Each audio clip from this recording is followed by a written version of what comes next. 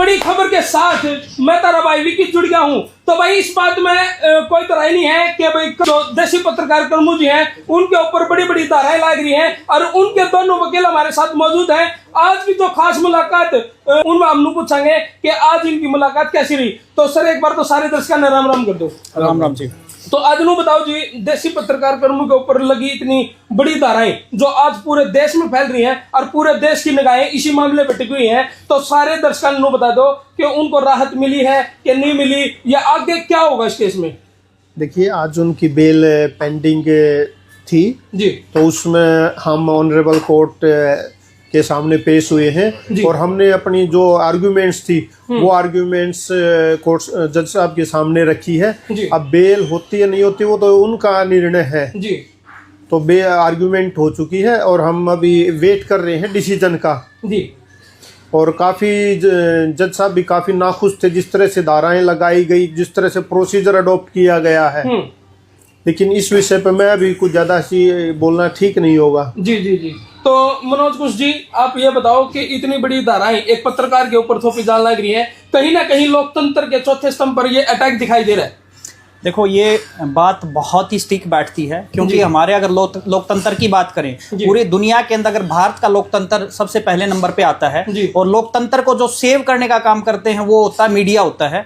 तो मीडिया को चौथा स्तंभ बोला गया है किसी भी लोकतंत्र का। अगर लोकतंत्र के अंदर मीडिया को अगर उसकी आवाज को दबाने का काम किया जाता है तो लोकतंत्र की हत्या माना जाता है।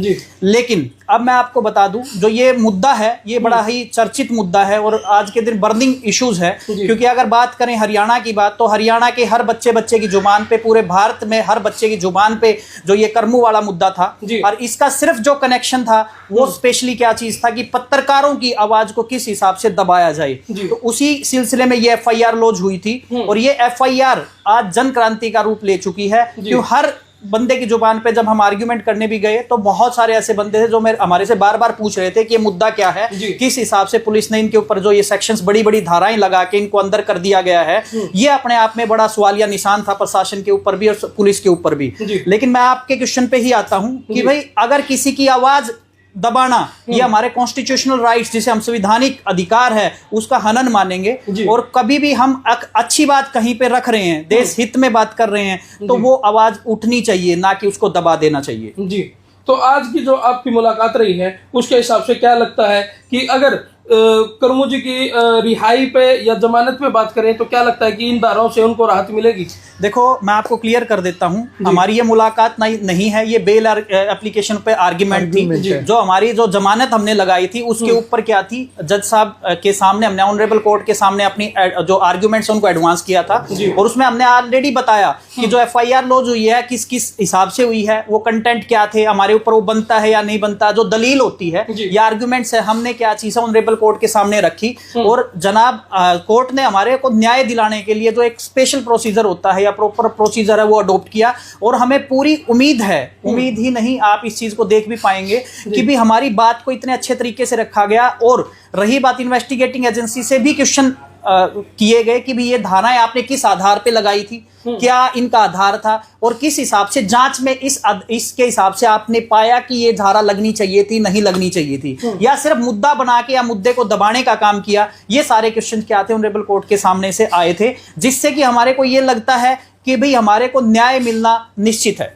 संदीप जी, क्या लगता है आपको कर्मू जी की गिरफ्तारी पर अगर बात करें? देखिए, एक इनकी जो गिरफ्तारी थी, इन्वेस्टिगेशन एक प्रोसीजर होता है उसमें जो पहले CRPC होती थी, अब BNNS होगी है, उसके अनुसार कोई प्रोसीजर फॉलो नहीं किया गया और एक तरह से हमने तो ऑनरेबल कोर्ट के सामने भी बात रखी है। सबसे पहले इनको नोटिस देना चाहिए था, नोटिस देते ये उसका फिर ये जवाब देते, फिर जो इनके खिलाफ आरोप थे एक बार डिजिटल प्लेटफॉर्म पर सारी चीजें थी उनको एनालाइज करते और जो धाराएं बनती थी वो धारा लगा देते और इनकी अंदर जाने की वो नहीं थी, क्योंकि जिसमें जितनी भी धाराएं इस तरह के सेक्शन में बिलो 7 ईयर होती, 7 ईयर के सेक्शन थे। लेकिन सिर्फ और सिर्फ वो अंदर रहें, वो जेल में जाएं, कुछ ऐसी धाराएं, खतरनाक धाराएं उनके ऊपर लगा दी जो कि बिल्कुल गलत है। अगर बात करें इनके ऊपर मुकदमा के मामले की, तो अभी करनाल से भी एक नया मामला इनके ऊपर मुकदमा जो है वो दर्ज हुआ है।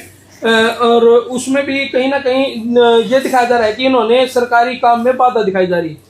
देखिए, ये पत्रकार है जी, और पत्रकार का एक दायित्व होता है, एक धर्म होता है, जो ग्राउंड पे जो घटनाएं घट रही हैं वो लोगों के सामने लाना, जी, सरकार के समक्ष, सरकार की नॉलेज में लाना।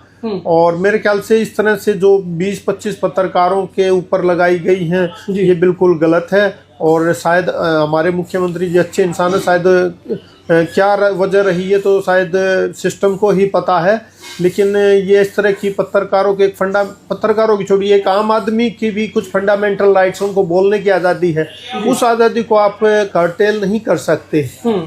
और अगर बाय चांस कोई लाइन क्रॉस कर गया, उसको आप नोटिस देंगे, उससे पूछेंगे, उसका जवाब लेंगे।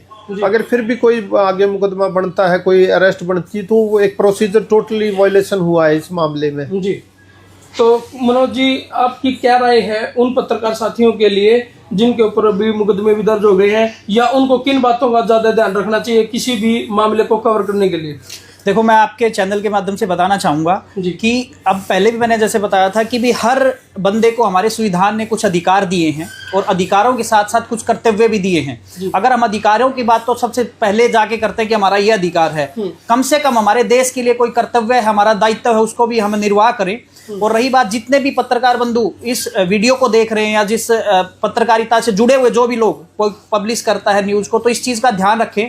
जब भी आप कोई चीज़ खबर प्रसारित करते हैं या उसको प्रिंट करते हैं, पहले उस खबर की तह तक जाएं, पहले फैक्ट्स को क्या करें, वेरीफाई करें कि ऐसा कुछ हुआ था या नहीं हुआ था। तीसरी चीज़ क्या चीज़ है, कोई भी पब्लिक डॉक्यूमेंट बनता है, लाइक अगर कोई एफआईआर हुई है तो एफआईआर के कंटेंट तक जाके आप लीगल ओपिनियन लेने के लिए आप क्या कर सकते हैं, किसी एडवोकेट की सलाह ले सकते हैं या लीगल कंसल्टेंट की सलाह ले सकते हैं। अगर मेडिकल की बात करते हैं तो डेफिनेटली किसी मेडिकल ऑफिसर जो भी मेडिकल प्रोफेशन से जुड़ा हुआ है उससे ओपिनियन लेके ही अपनी क्या करें, पब्लिश करें। अपनी खुद की आवाज़ क्या चीज़ है, अपनी बात उसके अंदर ऐड ना करें। सिर्फ जो पब्लिक बोल रही है या जो चीज़ आपके सामने है, तो तथ्य के रूप में है, डॉक्यूमेंटेशन के रूप में है, उसको ही कम्युनिकेट करें। अगर ऐसा करते हैं तो आप इस टाइप के जितने भी केसेस रजिस्टर्ड होते हैं किसी पत्रकार के ऊपर या किसी के ऊपर, उस अपराध से बच सकते हैं। और आप निष्पक्ष और जो जहां तक लगता है कि देश हित की खबर अगर डाल लेंगे, तभी जाके आप क्या कर पाएंगे, देश का विकास कर पाएंगे, आगे बढ़ा पाएंगे। जी बिल्कुल।